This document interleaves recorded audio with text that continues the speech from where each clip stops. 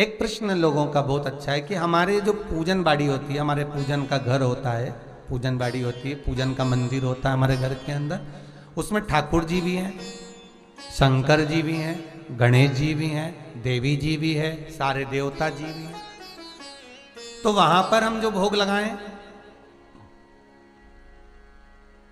तो वो हम लोग खाएं कि ना खाएं?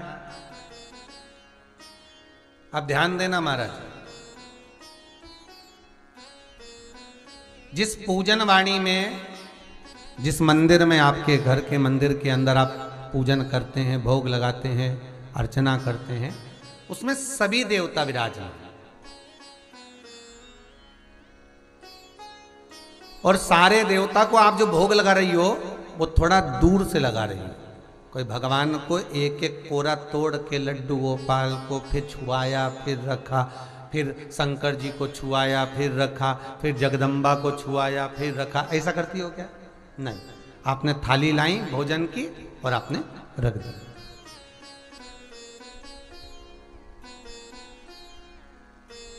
और थाली रख कर रखा, सामने थाली है और बिल्कुल सम्मुख में भगवान, बिल्कुल सम्मुख में भगवान। अब उनको स्पर्श हुई क्या थाली?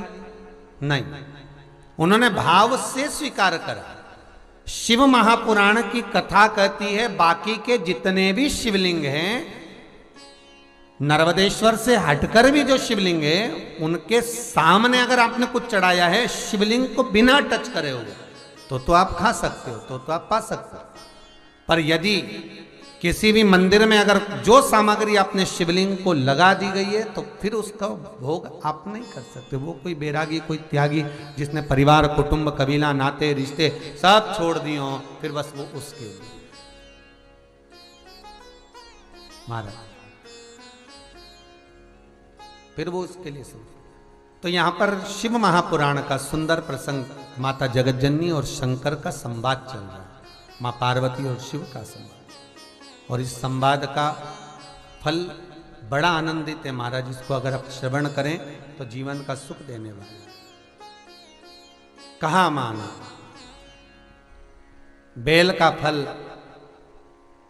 की महत्वता मुझे श्रवण करना है, तो कहा यह फल कोई साधारण नहीं होगा जगतजननी। वैशाख महीने में जो एक फल भी समर्पित कर रहा है, हजारों अश्वमेध यज्ञ के पुण्य फल से हजारों गुना उसको फल प्राप्त हो रहा है, पुण्य प्राप्त। और सुनो,